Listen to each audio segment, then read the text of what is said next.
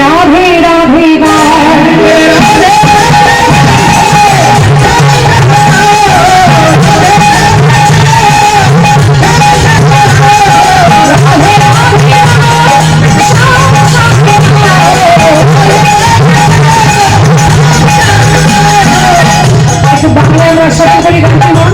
বাংলায় শুনলো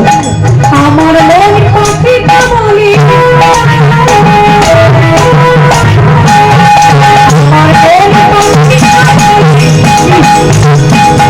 বৃন্দাবনে যাব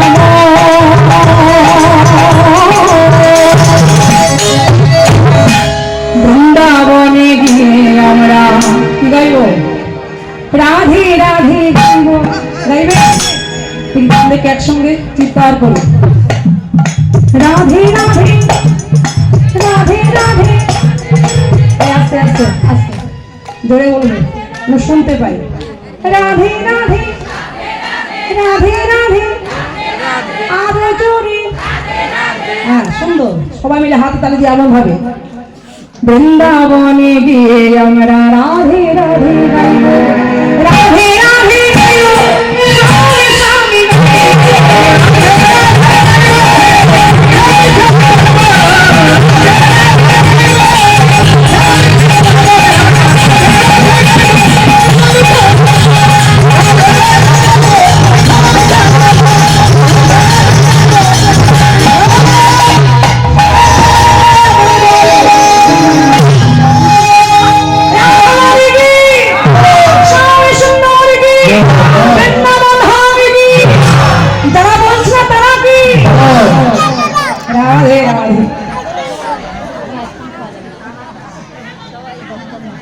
মধুময় বৃন্দাবন ধাম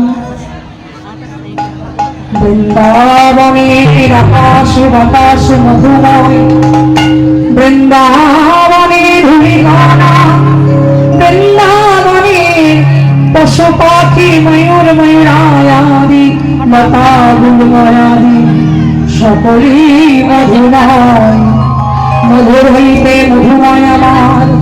রাধা গোবিন্দ লীলাসনিত্তম তাহা হইতে সুমধুময় আমার লীলা রস স্মরণকারী জগৎ শ্রোতা ভক্তবৃন্দ যত শ্রোতা ভক্তবৃন্দ সকলের চরণে জানাই মই কোটি কোটি নমস্কার সকলের চরণে জানাই মোর শত শত প্রণাম সবে মিলে কৃপা করি চরণে ধুলা দেহ মস্তকে মধুময় বৃন্দাবন ধাম আস্বাদনে তবু ভক্তলীলা ভক্ত সুধামা ভক্তলীলা আস্বাদনে করলে বাবা আমরা কি লাভে পাবো ভক্ত যে পথ দিয়ে আমার গোবিন্দ চরণ তলে পৌঁছেছেন ভক্তের চরিত্র কথা আস্বাদন করে যদি আমরা সেই পথটাকে অনুসরণ করতে পারি রাধে রাধে ভগবান শ্রীকৃষ্ণের বাল্যকালে মধুময় বৃন্দাবনে নন্দালয়ে প্রত্যেক দিন গোবিন্দ সখাগান সঙ্গে নিয়ে বসতে গোচরণ করতেন পিতার দেওয়া সম্পদ পিতৃ সম্পদ ধেনুবৎস পালকে রক্ষা করার জন্য প্রত্যেক দিনের ন্যায় আজও গোবিন্দ আমার বসতে চলেছে সঙ্গে চলেছেন কে সঙ্গে চলেছেন দ্বাদশ সখা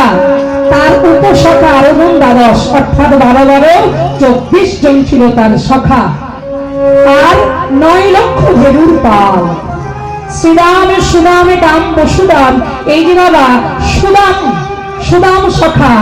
কোন শাস্ত্রে এই সুদাম সখাকেই সুদামা বলে আখ্যা দেওয়া হয়েছে এখন যাই হোক সুদামা ছিলেন গোবিন্দের পরম ভক্ত বাল্যকাল থেকেই তার স্বভাব ছিল গোবিন্দ সঙ্গ লাভ করা রাধে পিতার নাম ছিল কি মুকুট বন্ধন পুত্র পিতার নাম ছিল মুকুট